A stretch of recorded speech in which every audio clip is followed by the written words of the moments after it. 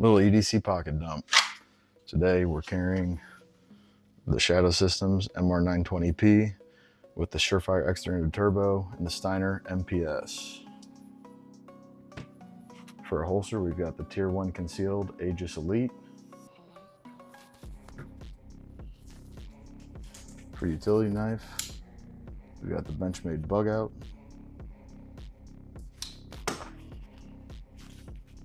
For the defensive blade, we've got the Benchmade OTF.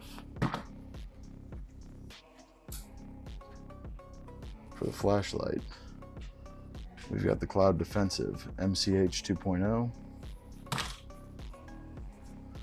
And for the wallet, carrying the Hellbent Holsters Kydex wallet with a money clip.